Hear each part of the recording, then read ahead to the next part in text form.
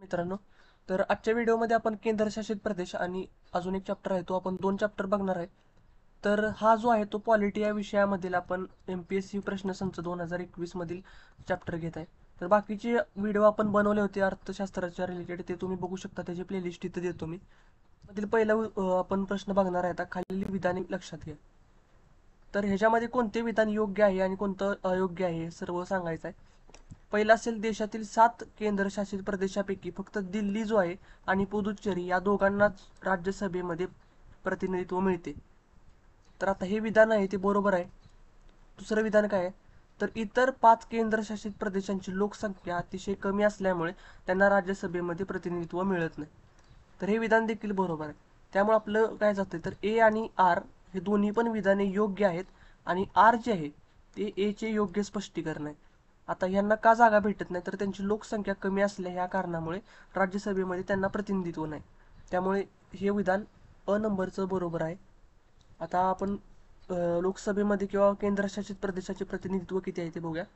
तर लोकसभेमध्ये बघा 19 टोटल आहे, त्याच्यामध्ये 7 केंद्रशासित प्रदेश दिल्लीसाठी आहेत, जम्मू काश्मीरसाठी 5 आहेत आणि बाकी सर्व केंद्रशासित प्रदेशांना लडाख पण येतो, त्यामध्ये प्रत्येक एक प्रतिनिधित्व.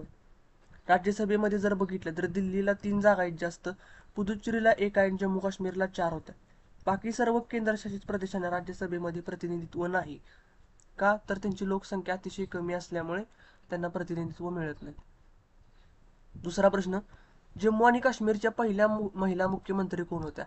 तर मेहबूबा मुफ्ती ह्या ज्या होत्या पहिल्या मुख्यमंत्री होत्या जम्मू काश्मीरच्या.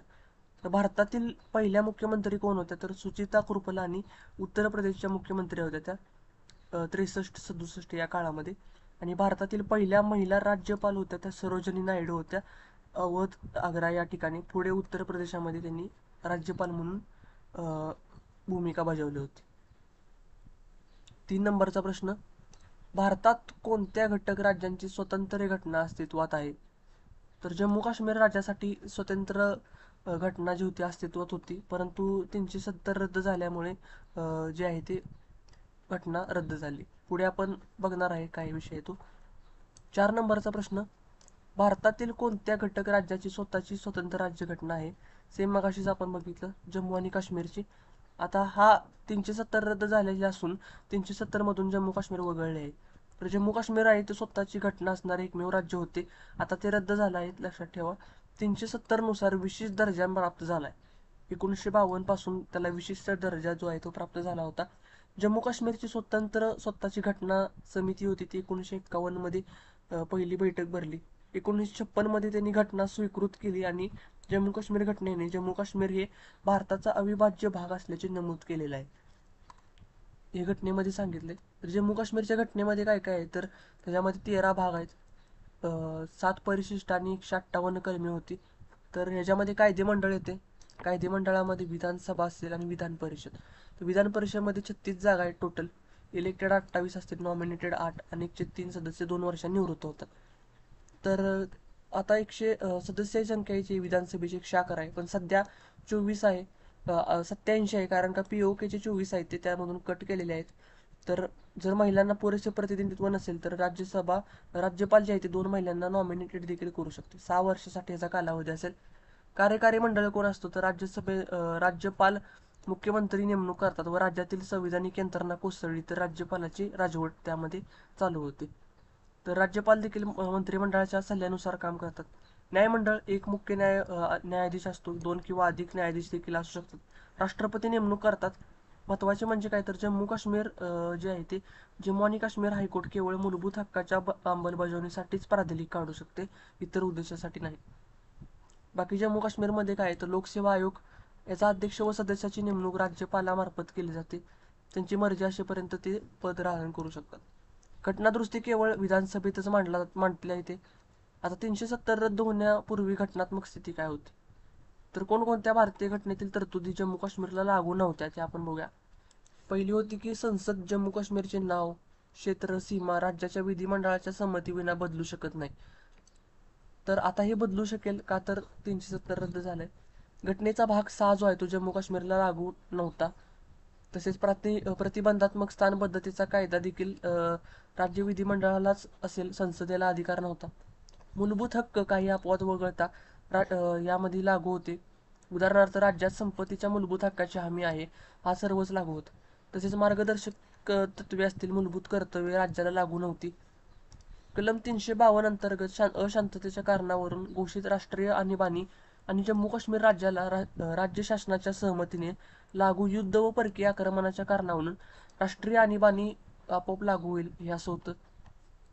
राज्यपाल राजवट जम्मू काश्मीरमध्ये कधी लागू होईल?